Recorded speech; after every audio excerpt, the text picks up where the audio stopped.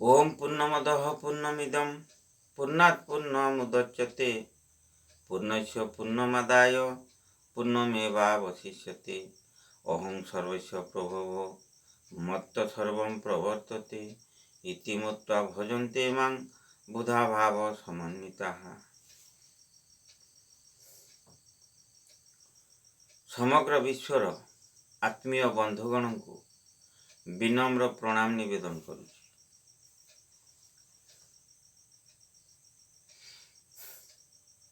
अशांत विश्व महाप्रलय सचेतनता संपर्क विश्व आध्यात्मिकता यूनिवर्सल डिवाइनिटी आधारित भगवत वाणी किछि आलोचना करिबा।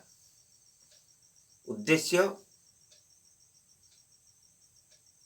दान यज्ञ श्रम यज्ञ माध्यम आत्मार परमात्मिक योग एवं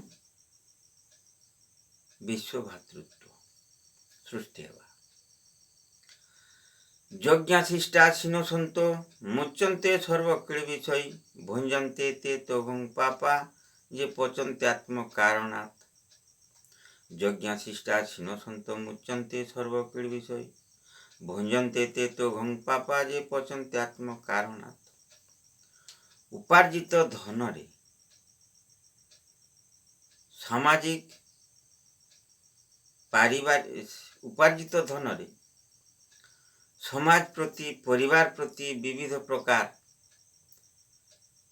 कर्म संपादन करिया परे जहाँ बड़का धन रहे ताहाको उपभोग करा जाए। एतद्वारा आमर आत्मिक अपराधीकरण हुए नहीं। हुए तो शारीरिक अपराधीकरण नहीं किंतु आत्मिक अपराधीकरण भी हुए नहीं। आउ जदि आमे उपार्जित धन रे केवल उपभोग ही करिबा, केवल ए पंच इंद्रियर आनंद पाई ही व्यवहार करिया उपयोग करिबा, तेबे आत्मिक अपराध रे आमे जड़ित होई जिबा। आत्मिक अपराध रे आमे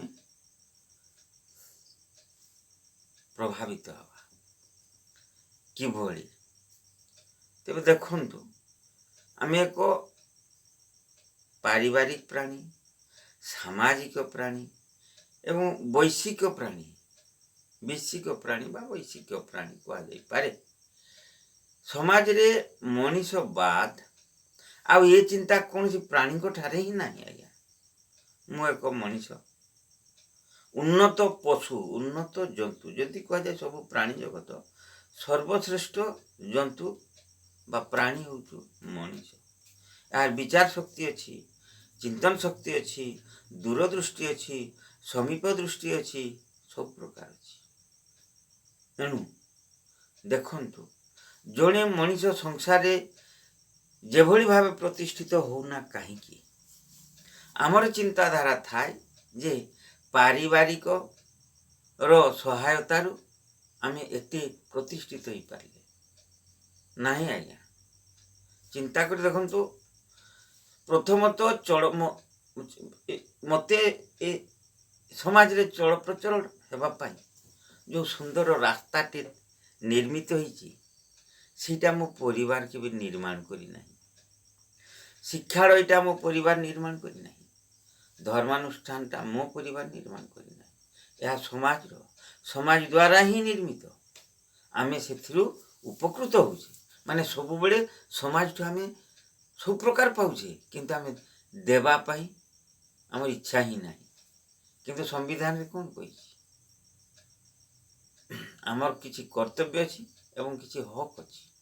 आमे कर्तव्य को अवहेला करिबा, कर्तव्य को हुगड़ा करिबा, किंतु पाइबारे 100% हिसाब निकास करिबा, एटा एक भूल चिंताधारा।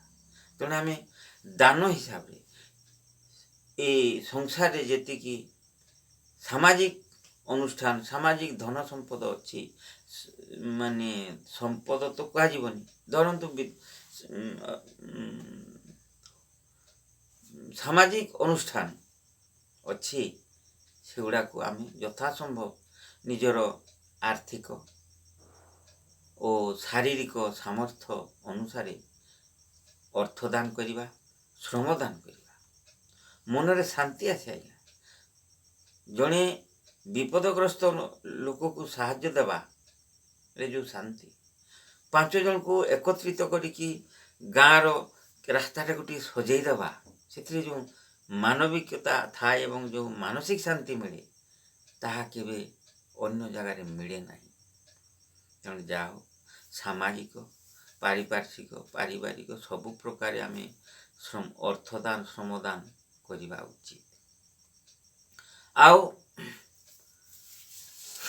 ଦୁର୍ଘଟଣା, ବାତ୍ୟା, ମହାମାରୀ, ଦୁର୍ଘଟଣା, ଦୈବୀ ଦୁର୍ବିପାକରେ ପୀଡ଼ିତ ଭାଇ ଭଉଣୀମାନଙ୍କୁ, ପୀଡ଼ିତ ଜନତାଙ୍କୁ ଆମ ତରଫରୁ ଯଥାସମ୍ଭବ ଅର୍ଥଦାନ ଏବଂ ଶ୍ରମଦାନ କଲେ ମଣିଷ ଜୀବନର ସାର୍ଥକତା ଆସେ।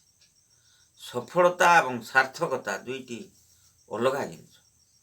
ପ୍ରଥମେ ଆମେ ସମାଜରେ ବଞ୍ଚିବା ପାଇଁ ଗୋଟେ ଯେଉଁ ଲକ୍ଷ୍ୟ ରଖିଥାଉ, ସେ ଲକ୍ଷ୍ୟ ହାସଲ କରିବା ପରେ ବାକି ଜୀବନରେ ଘର ଦ୍ୱାର ଛୁଆ ପିଲା ସଂସାର ହାତେଇବା ପରେ ଆମର କିଛି ସଫଳତା ଆସେ। କିନ୍ତୁ ଯେତେବେଳେ ଆମେ ବିଶ୍ୱ ଜଗତରେ ଏକାକାର ଆସିଯାଏ ବା ଆତ୍ମା ପରମାତ୍ମା ସହିତ ଯୋଗ ହେଇଯାଏ, ଆତ୍ମଜ୍ଞାନରେ ଆମେ କିଛି ଅନୁଭୂତି ସମ୍ପନ୍ନ ହେଇଯିବୁ, ସେତେବେଳେ ଆମର ଜୀବନରେ ସାର୍ଥକତା ଅଛି। ତେଣୁ ବନ୍ଧୁଗଣ, କହୁ କହୁ ରାସ୍ତା ଅନେକ ଆଗକୁ ପଳେଇ ଯାଉଛି। ତେବେ ଆଜି ଏତିକି ଅନୁରୋଧ କରିବି, ଭଗବତ ବାଣୀ ଦୃଷ୍ଟିରୁ କ'ଣ ନା ପ୍ରତ୍ୟେକ ମଣିଷ ଆମେ ସମାଜ ପାଇଁ କିଛି ଦାନ କରିବା, ଅର୍ଥଦାନ ଏବଂ ଶ୍ରମଦାନ। ଜଗତରେ ଅଶାନ୍ତତା ସୃଷ୍ଟି ହେବନି, ଭାତୃତ୍ୱ ସୃଷ୍ଟି ହେବ, ଭାଇଚାରା ସୃଷ୍ଟି ହେବ। ଆଜିର ଆଲୋଚନାକୁ ଏଇଠାରେ ବିରାମ ଦେବା। ଆଲୋଚନା ମାଧ୍ୟମରେ ଯାହା କିଛି ତ୍ରୁଟି ପରିଲକ୍ଷିତ ହୋଇଥାଏ ତାହାକୁ ଦୟାପୂର୍ବକ କ୍ଷମା କରିବେ। ସମସ୍ତଙ୍କୁ ବିନମ୍ର ପ୍ରଣାମ ଜଣାଇ ରହୁଛି।